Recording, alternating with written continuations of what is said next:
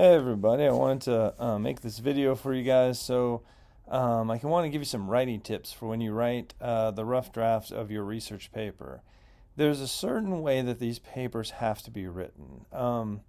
It's interesting. This kind of writing really suits me quite well, and it suits a lot of people really well. But some people can really struggle with this kind of writing. But this kind of writing requires you to be opinionated and to form opinions, right? So, right now, you guys should have done some research on the person that you are analyzing. And now it's time to analyze that person, which means you're going to look at the information that you read and you collected, and you've got to form thoughts in your head as to why this person became the person he or she became. And now it's time to write that opinion and back up your opinions with credible sourcing and analysis. If you can do that, you will have a great paper, okay? You have a fantastic paper, but you've got to be able to clearly state your opinion and then back it up with evidence and thoughtful analysis, right? So here's a nice, easy way to show you how to do that. So your essays need to look like a following format, right? And so your paragraphs need to be really clean and they need to follow a certain format, right? So have you ever heard of a topic sentence? A topic sentence is usually the first sentence of a paragraph and tells the reader exactly what the paragraph is about. In this case, what you're going to be doing is you're going to be writing paragraphs where that first sentence is going to clearly state what that paragraph is about, and then you're going to support that clear opinion, clear thought, clear point with evidence of the sources that gave you that information, and then your analysis of that information. And it's going to follow a nice, clean format, right? So a basic way of looking at it, if you're a math person and you like formulas, is sentence one, topic sentence, tells me what that paragraph is going to discuss. Sentences 2 through 5, the evidence that supports your material, and then sentences 4 to 6 kind of rounds out the paragraph and help further evaluates and completes the thought. It can't be a simple math formula, and that's one of the reasons why some math people struggle with English, and English people struggle with math a lot, is because in English we don't like absolutes and we don't like formulas, right? And I don't mean for this to be an exact formula, but at the same time, if you follow this general idea, you're going to do really well in this paper. Listen, all I can tell you of an exact formula is to have a strong topic sentence. After that, I can't tell you how much to support it with how many different sources and make this exact specific formula. What you have to do is kind of look at every topic you are presenting, make sure you have something to back up what you're saying, and you have a complete thought of that paragraph. So really make sure it's following this formula. But like I said, it can't be exact in terms of the exact number of sentences each one of these is supposed to do. But really, a paragraph for a college essay is going to be a minimum of 4 sentences. A minimum of 4 could be as many as 8 to 10. If you just follow this general idea, first sentence that's indented is your topic sentence. It clearly states what that paragraph is about. And then the middle sentences are supporting that thought with the evidence and the sources that gave you that information, and then making sure you're always finishing out the rest of the paragraph by completing the thought and somewhat analyzing the material. You'll do great. You'll do absolutely great. And I'm going to show you an example of this 2 slides from now, okay? But if you can follow this basic format and make your paragraphs look like this, you'll do great. More tips. Make sure you always thoroughly discuss the point that you are making. Make sure when you're making one point, you don't also throw in other points too. Like, you want to make sure each paragraph is a specific idea in and of itself, and you want to make sure you're not getting everything all mixed in, right? Sometimes we have a habit when we're writing of mixing in a lot of different thoughts into one paragraph, and we don't want that at all. We want nice, clean paragraphs that are always on topic and stick to one thought and one idea. Okay. There's a saying that goes around the English world: the highest form of writing is the simplest form of writing. If you can just make sure all of your paragraphs have one idea in each of the paragraphs, you'll do really well. Okay. Always think about that topic sentence of that first sentence of that paragraph. Make sure that entire paragraph that follows that first sentence is supporting that first sentence and in that first sentence's topic range, and you'll do great. Okay. Make sure for every claim you make, you have a source to back it up. In these research papers, the general idea is you don't know anything. Okay. You don't know anything. Everything you know, you got from research. So anytime you are making a claim or anytime you are saying something as evidence, you've got to have a source to back that up every single time. Okay.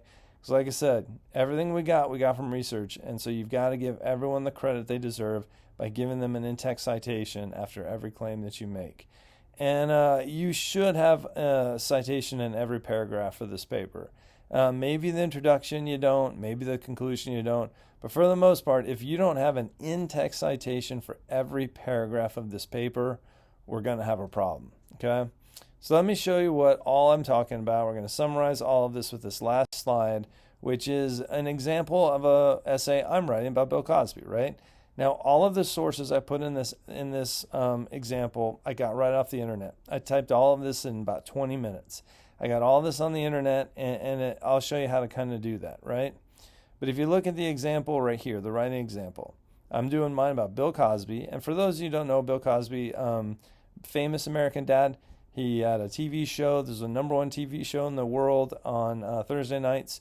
When I was a kid, we used to all stay home on Thursday nights, and we'd watch the Thursday night NBC lineup. It was a Cosby Show, it was Family Ties, it was Cheers, it was Seinfeld. And more people watched these TV shows than watched the Super Bowl. It was huge. And Bill Cosby was generally considered America's dad because he was a clean-cut guy on a family TV show, and everybody kind of looked at him like America's dad. He came to my college. I saw him a stand-up. I saw him come to my college. He came to my college and put on a stand-up routine. It was really funny. He was one of the most famous people in the world and considered a great guy. Well, it turned out the whole time he was doing the shows, he was doing some really nasty things to women. And so my paper is going to be analyzing Bill Cosby. And one thing I'm going to say about Bill Cosby is when I was reading my research on him, I came across some information that talked about how he had concussions. He played college football. And no, actually, I take that back. I'd read that he played college football. And so then I started thinking about it. And I was like, man, maybe he had concussions. Because one of the big things in football these days is something called CTE, which they're diagnosing a lot of football players with. And it causes a lot of times football players that play football, they have lots and lots of concussions, which are injuries to your brain. And the minute their playing career is over, their brain starts to fog up and it degenerates on them because of all the hits that they took. And a lot of NFL players get really aggressive, they get really moody. And so it's a phenomenon in the last 10 years where they're starting to really see the brain damage that playing football can cause, and especially concussions, right? So then I was like, wow, Bill Cosby played football. I wonder if he had concussions. And this is a way that you can do your paper too. This is one of the best ways to do a research paper. So I thought, hey, maybe Bill Cosby had a concussion. So I Googled Bill Cosby concussion football, right? Boom, out came a story where he was talking about a concussion he got in a football game. That sounded pretty nasty, right?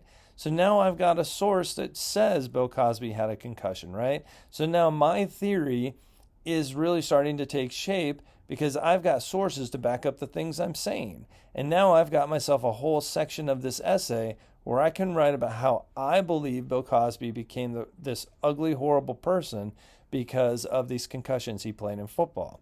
Now, I can't emphasize enough before we get started with this, I have no idea if he has CTE. He wouldn't know if he has CTE. You have to take the brain out of the person and you have to study the brain. So no one can really be diagnosed with CTE while they're still alive, right?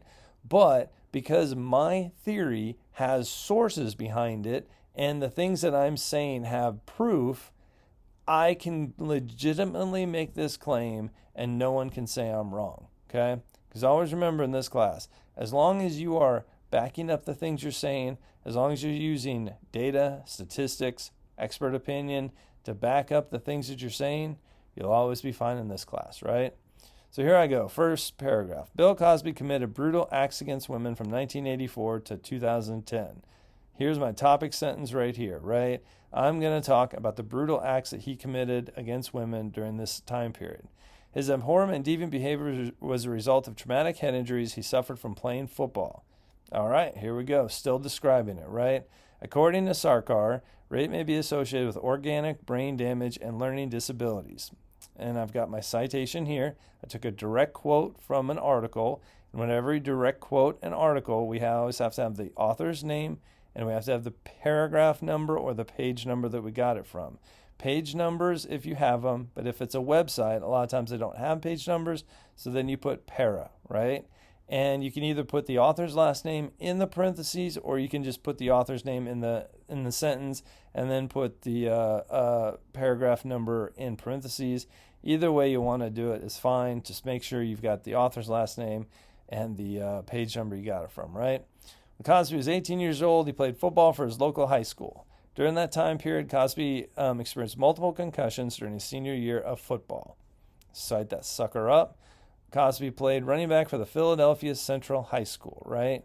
So here I am telling you what I'm about to tell you, right? That he had brain damage associated with playing football.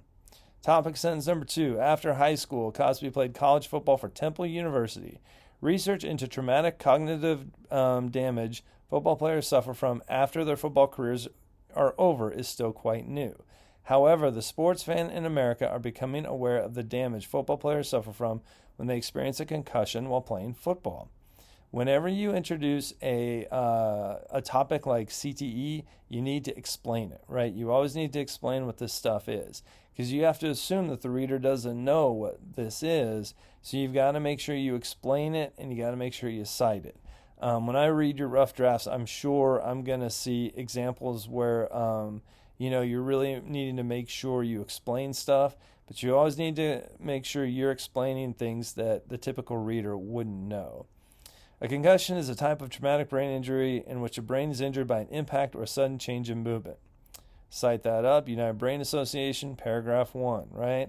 By the way, if you ever need a definition of something, just Google it. Put in the Google machine, definition pops up, cite the sucker, you got yourself another source, right? Cosby told old friends about a hit he took from an opposing player in college. He told them about a hit he took that turned his brain into caterpillar fuzz. He lay on the ground after the hit. I started to feel my legs and I said, "Oh my God, I'm paralyzed." These are all true sources, true stuff I got right off the internet. According to McDermott, there's a link between college football players who experience head trauma and later acts of aggression after they quit football. Football players become more aggressive and violent in middle age, and they are, my face is covering up those words, liable to lash out at their loved ones of verbal and physical abuse. During Cosby years of violence against women, his behaviors are common for men who suffer from head injuries as a result of playing football. So right there is my little section on how I believe Bill Cosby did his horrible things because he had concussions and he had CTE from playing football. So that's how we want to make sure we're doing this. We want to make sure we have strong topic sentences, and then everything that supports that topic sentence is supporting that topic sentence. We want to keep it one idea per paragraph. We want to make sure we're having nice, clean paragraphs that keep to one idea per thing, right? And we also want to make sure any definitions, any concepts, anything that the average reader won't know, make sure we're explaining it so that way the average reader knows. And always cite your sources, right? These kind of papers, sometimes you don't realize, sometimes you can go looking to support your own point. All you have to do is go to Google, type in your point, and stuff pops up, right? Because remember, your points are always fine as long as you have stuff to back up what you're saying. And this concludes my presentation on writing tips.